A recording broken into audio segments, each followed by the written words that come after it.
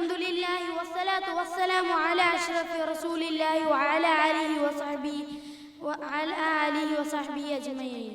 അമ്മാ ബഅദ്. ആദരണീയരായ ഉസ്താദുമാരെ, രക്ഷിതാക്കളെ, സ്നേഹനിധികളായ വിദ്യാർത്ഥികളെ, ശ്രോതാക്കളെ, അബുദാബി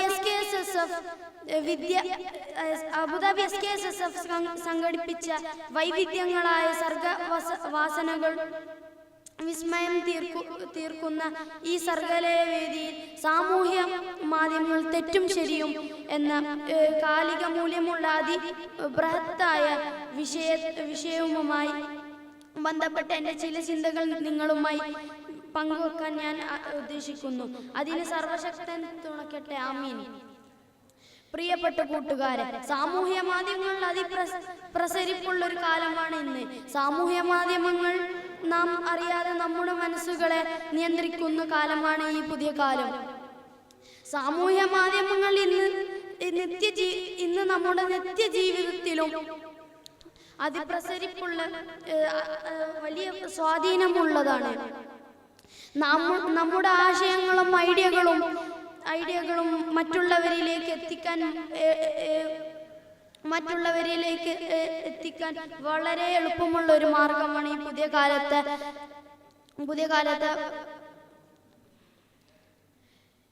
കാലത്ത് ഈ നവമാധ്യമങ്ങൾ. ആരോടും സംവദിക്കാം, എന്തും പഠിക്കാം, എല്ലാത്തിനെ കുറിച്ച് അറിയാം. ലോകം ഒരു ഗ്രാമമാണെന്ന് സ്വപ്നത്തെ യാഥാർത്ഥ്യമാക്കുന്ന ഈ സാമൂഹ്യ മാധ്യമങ്ങൾക്ക് വലിയ പങ്കുണ്ട്. പ്രിയപ്പെട്ട കൂട്ടുകാരെ, ഒരു വിശ്വാസിയുടെ ജീവിത ലക്ഷ്യം സ്വർഗം പ്രവേശനവും നരകമോചനവുമാണ്. ഏതൊരു കാര്യത്തിൽ എന്ന് പോലും സാമൂഹ്യ മാധ്യമങ്ങൾ സ്വർഗത്തിലേക്കും നരകത്തിലേക്കും എത്തിക്കും. ആയതിനാൽ സാമൂഹ്യ മാധ്യമങ്ങൾ നാം നന്മയ്ക്ക് വേണ്ടി മാത്രം ഉപയോഗിക്കേണ്ടത്. സാമൂഹ്യ മാധ്യമങ്ങൾ നാം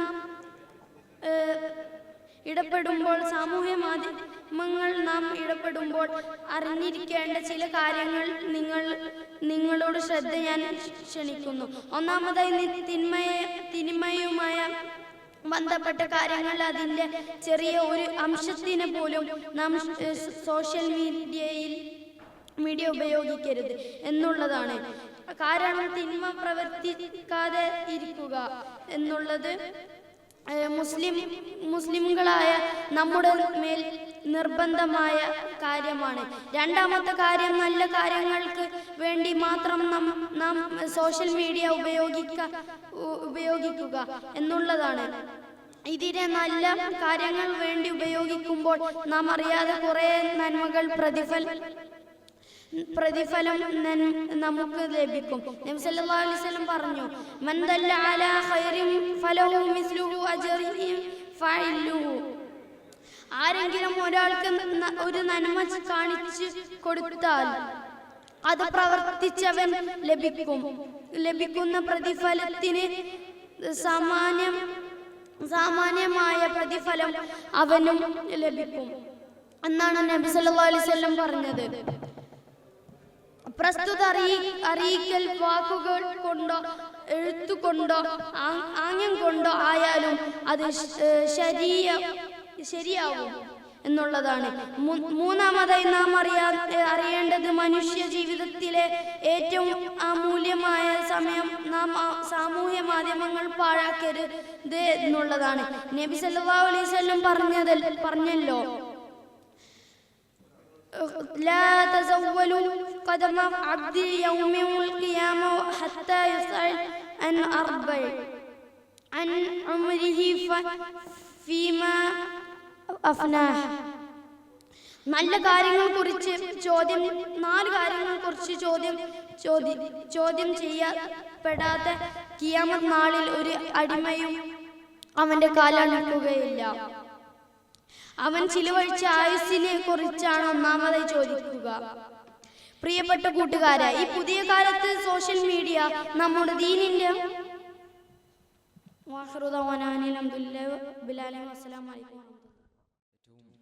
ബഹുമാനം നിറഞ്ഞ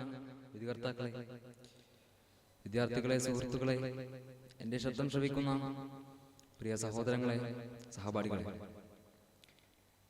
അസ്സലാമു അലൈക്കും വറഹ്മത്തുള്ളാഹി തആല വബറകാതുഹു.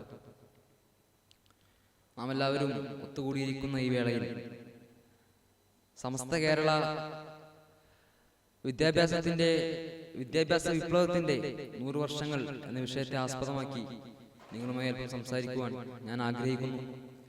ആദ്യം തുണക്കട്ടെ. ആമീൻ. സമസ്ത കേരള ജംഇയ്യത്തുൽ ഉലമ എന്ന് പറയുന്നത് നമ്മുടെ കേരളീയ മുസ്ലിങ്ങളുടെ മതപണ്ഡിത സഭയാണ്. ഈ വളരെ വലിയ മതപണ്ഡിത സഭയെ തന്നെ പല ഭാഗങ്ങളാക്കി വിഭജിച്ചിട്ടുണ്ട്. അതിൽ പല ഉപവിഭാഗങ്ങൾ വരുന്നുണ്ട്. 10-ലധികം ഉപവിഭാഗങ്ങളാണ് വരുന്നത്. അപ്പോൾ ഈ ഉപവിഭാഗങ്ങളിൽ ഏറ്റവും പ്രധാനപ്പെട്ടതും അതുപോലെ തന്നെ ആദ്യത്തേതുമാണ് സമസ്ത കേരള ഇസ്ലാം മത വിദ്യാഭ്യാസ ബോർഡ്. ഈ ബോർഡിന് കീഴിൽ വർക്ക് ചെയ്യുന്നവർ ഒരുപാടുണ്ട്. സമസ്ത കേരളയെ കുറിച്ച് നാം പറയുമ്പോൾ ആദ്യമായി പറയേണ്ട കാര്യം എന്നത് നമ്മുടെ കേരളത്തിലെ മുസ്ലിങ്ങളുടെ എല്ലാ തരത്തിലുള്ള വികസനവും സാമൂഹികവും സാംസ്കാരികവും മായിട്ടുള്ള എല്ലാ തരത്തിലുള്ള വികസനത്തിനും നമ്മുടെ ഈ ഇസ്ലാം മത വിദ്യാഭ്യാസ ബോർഡിന് വളരെ വലിയ പങ്കുണ്ട് എന്ന് നാം ആദ്യം മനസ്സിലാക്കേണ്ട കാര്യമാണ്. ഇസ്ലാം മത വിദ്യാഭ്യാസ ബോർഡിനെ കുറിച്ച് നാം സംസാരിക്കുമ്പോൾ ആദ്യം പറയേണ്ട ഒന്നാണ് അതിലെ വ്യാവസായികമായ അടിത്തറ. ഈ ബോർഡിന് കീഴിൽ ഒരുപാട് സംരംഭങ്ങൾ പ്രവർത്തിക്കുന്നുണ്ട്. അതിൽ പ്രവർത്തിക്കുന്ന ആളുകളുണ്ട്. ഇനി അത് കേരളത്തിനകത്ത് മാത്രമാണോ? അല്ല, ഒരിക്കലുമല്ല. കേരളത്തിനകത്തും പുറത്തും ഒരുപോലെ തന്നെ സംരംഭങ്ങൾ പ്രവർത്തിക്കുന്നു. അതിൽ ആളുകളുണ്ട്. ഈ സംരംഭങ്ങളെല്ലാം തന്നെ ഈ ബോർഡിന് വളരെ വലിയ രീതിയിലുള്ള അടിത്തറയാണ് നൽകുന്നത്. അതുപോലെ തന്നെ മറ്റൊരാളുടെയും സഹായമില്ലാതെ ഒരു വലിയ സഭയായി നിലനിൽക്കുവാനും ഇത് ഇസ്ലാം മത വിദ്യാഭ്യാസ ബോർഡിനെ സഹായിക്കുന്നു. അടുത്തതായി നാം പറയേണ്ട ഒരു കാര്യം എന്ന് പറയുന്നത് ഇത് ഇസ്ലാം മതത്തെ അടിസ്ഥാനമാക്കിയുള്ള ഒരു ബോർഡാണെങ്കിൽ കൂടി ഭൗതികമായ ഇൽമ നൽകുന്നതിനും ഇത് സഹായിക്കുന്നുണ്ട്. ഭൗതികമായ വിദ്യാഭ്യാസം നൽകുന്നതിന് വളരെ വലിയ രീതിയിൽ ഒരുപാട് സ്ഥാപനങ്ങളാണ് സൃഷ്ടിച്ചിട്ടുള്ളത്. അതും പല ഭാഗങ്ങളിലായി. ഈ സ്ഥാപനങ്ങളിലും സ്കൂളുകളിലുമെല്ലാം പഠിച്ചിറങ്ങുന്ന വിദ്യാർത്ഥികൾ അവർ ഓരോരുത്തർക്കും മാതൃകയാണ്. അവർ ഭാവിയുടെ താരങ്ങളാണ്. ഇതുകൊണ്ടെല്ലാം തന്നെ നമ്മുടെ നാട്ടിൽ നിലനിന്നു പോകുന്ന വിദ്യാഭ്യാസത്തിനും അതുപോലെ തന്നെ നിലനിന്നു പോകുന്ന ഇസ്ലാം മത പണ്ഡിതരുടെയും വളരെ മോശമായ അവസ്ഥയെ ഇത് തടുക്കുന്നു. കാരണം അങ്ങനെ ഇസ്ലാം മതം ഇല്ലാത്ത ഒരവസ്ഥയുണ്ടാവുകയാണെങ്കിൽ അത് നമുക്കാർക്കും പ്രവചിക്കാൻ പോലും ആകാത്ത വലിയ ദുരന്തങ്ങൾക്ക് നാം സാക്ഷ്യം വഹിക്കേണ്ടി വരും. അങ്ങനെ സംഭവിച്ചാൽ മനുഷ്യരിൽ ഉടലെടുക്കുന്ന അസ്തിത്വ ഭീഷണി അതിഗുരുതരമായിരിക്കും. അതുകൊണ്ട് പ്രിയ സുഹൃത്തുക്കളെ, ഇസ്ലാം മത വിദ്യാഭ്യാസ ബോർഡിന്റെ ഓരോ കാര്യങ്ങളും അവർ നമുക്ക് ചെയ്തു തരുന്ന ഓരോ നന്മകളെ കുറിച്ചും നാം മനസ്സിലാക്കേണ്ടത് തന്നെയാണ്. പിന്നീട് ഇസ്ലാം മത വിദ്യാഭ്യാസ ബോർഡിനെ കുറിച്ച് നാം സംസാരിക്കുമ്പോൾ അടുത്തതായി പറയേണ്ട കാര്യം അതിലെ സ്ത്രീ ശാക്തീകരണമാണ്. സ്ത്രീകളുടെ വിദ്യാഭ്യാസത്തെ കുറിച്ചാണ്. കാരണം എക്കാലത്തേക്കാളും ഈ കാലയളവിൽ സ്ത്രീകളുടെ വിദ്യാഭ്യാസത്തിന് കൂടുതൽ ആവശ്യമുണ്ട്. അതിനാവശ്യം നൽകുന്നുമുണ്ട്.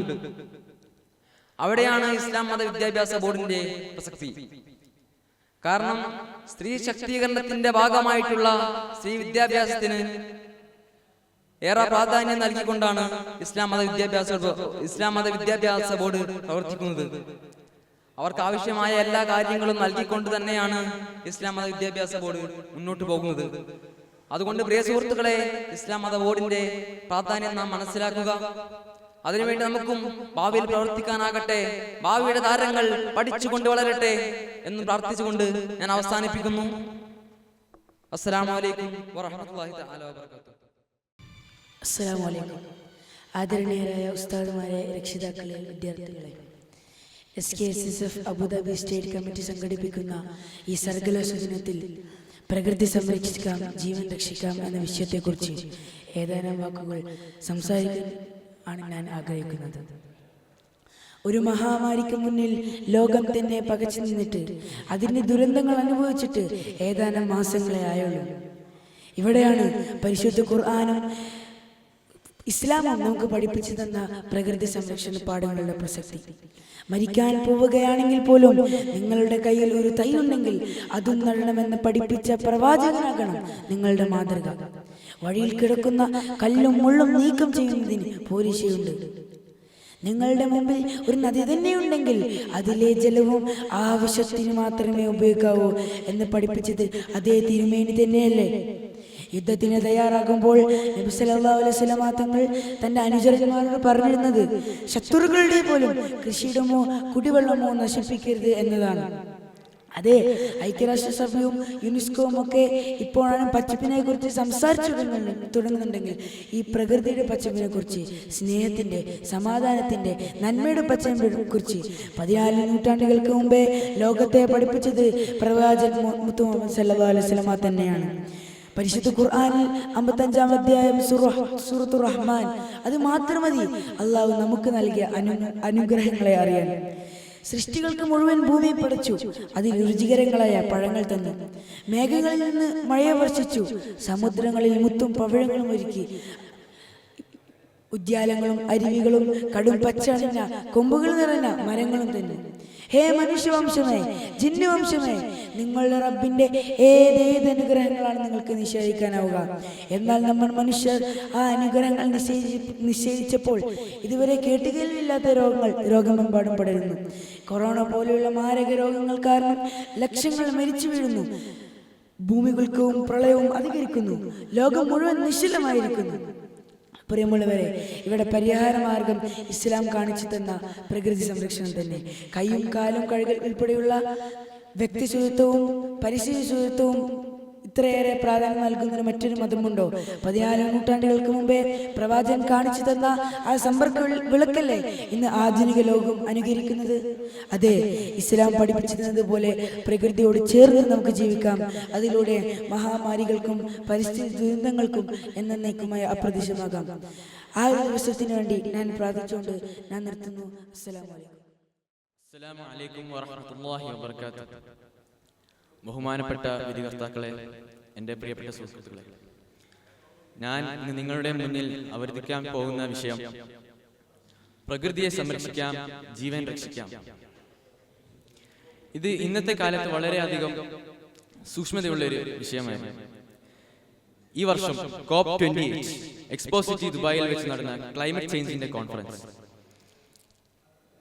ലോകത്തുള്ള പല രാജ്യങ്ങളും ക്ലൈമറ്റ് ചേഞ്ചും ഇതെല്ലാമായിട്ട് മുന്നോട്ട് വരികയാണ്. കാരണം ഓസോൺ ലെയറിൽ ഓട്ടകൾ വരുന്നു, സൂര്യന്റെ UV റേസ് ഭൂമിയിലേക്ക് അടിച്ചു, ആൾക്കാരുടെ ശക്തി കുറയുന്നു, ആൾക്കാർക്ക് പെട്ടെന്ന് അസുഖം വരുന്നു. ഇതെല്ലാം നമ്മളുടെ മേൽ തന്നെയാണ്. നമ്മൾ സൂര്യന്റെ UV റേസ് നമ്മുടെ മേൽ വരുന്നു, അത് നമ്മളുടെ പ്രശ്നം അല്ല എന്ന് പറയാൻ പറ്റില്ല. ഓസോൺ ലെയറിലോട്ട് വരാൻ കാരണം നമ്മൾ തന്നെയാണ്. നമ്മൾ ഉണ്ടാക്കി വെച്ച പൊല്യൂഷൻ, നമ്മൾ ഉണ്ടാക്കി വെച്ച ഫാക്ടറികളിൽ നിന്നുള്ള പൊല്യൂഷൻ, നമ്മളുടെ വാഹനങ്ങളിൽ നിന്നുള്ള പൊല്യൂഷൻ, നമ്മൾ നടത്തുന്നത് ക്ലൈമറ്റ് ചേഞ്ച്. അല്ലാഹു സുബ്ഹാനഹു വ തആല ഖുർആനിൽ പറയുന്നു, മലകൾ ആണികൾ പോലെയാണ്, ഭൂമിയുടെ ആണികളാണ് മലകൾ. നമ്മൾ എന്താക്കുന്നു? ഈ മലകളൊക്കെ പൊളിച്ച് അവിടെ റോഡുകൾ ഉണ്ടാക്കുന്നു. അന്നേരം ലോകത്ത് പല ഭാഗത്തും ഭൂമികുലുക്കങ്ങൾ സംഭവിക്കുന്നു. സുബ്ഹാനല്ലാഹ്. അല്ലാഹു സുബ്ഹാനഹു വ തആല ഖുർആനിൽ പറയുന്നത് നമ്മൾ കേട്ടു, മലകൾ ഒന്നും ചെയ്യാതിരുന്നെങ്കിൽ ഭൂമികുലുക്കങ്ങളെല്ലാം എന്തോരെ കുറഞ്ഞിരുന്നു.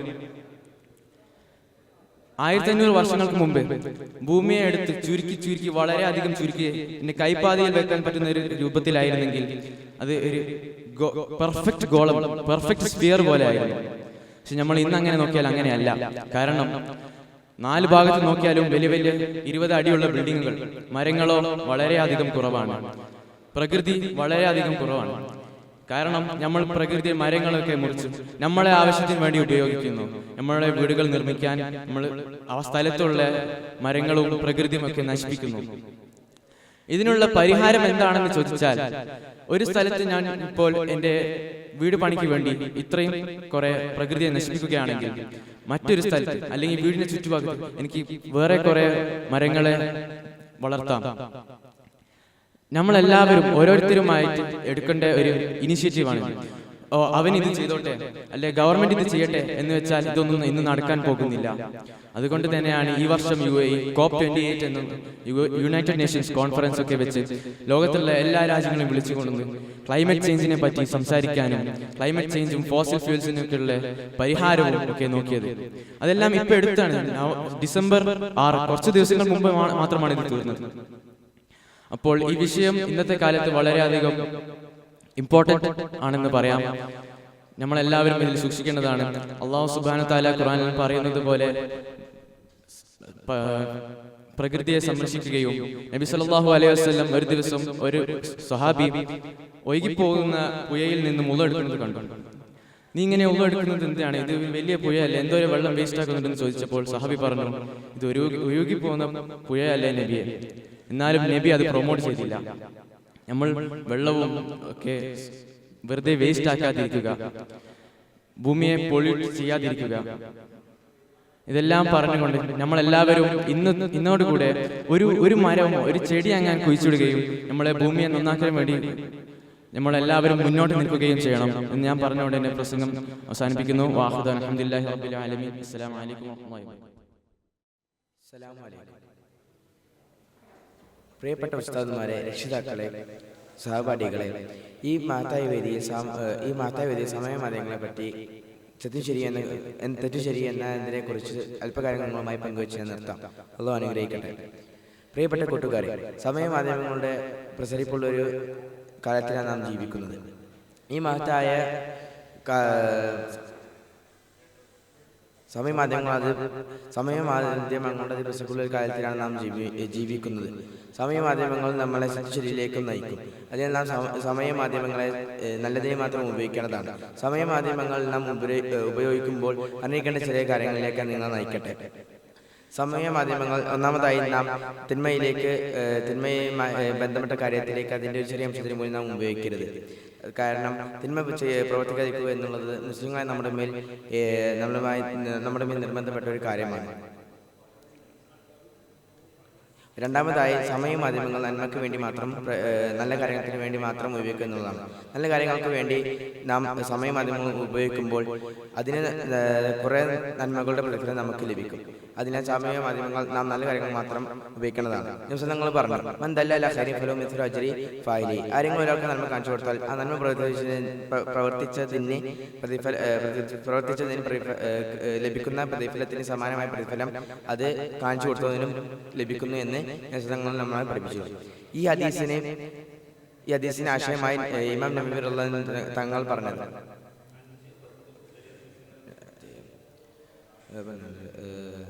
പ്രസ്തുത അറിയിക്കൽ ആംഗ്യം കൊണ്ടോ വാക്കുകൊണ്ടോ ഏത്തുകൊണ്ടോ ആയാലും അത് ശരിയാവും എന്നുള്ളതാണ്. അതിനാൽ മൂന്നാമതായി നാം അറിയേണ്ടത് നമ്മുടെ ജീവിതത്തിൽ ഏറ്റവും അമൂല്യമായ സമയം നാം സമയമാധ്യമങ്ങൾക്ക് ഉപയോഗിക്കാതിരിക്കുക എന്നുള്ളതാണ്.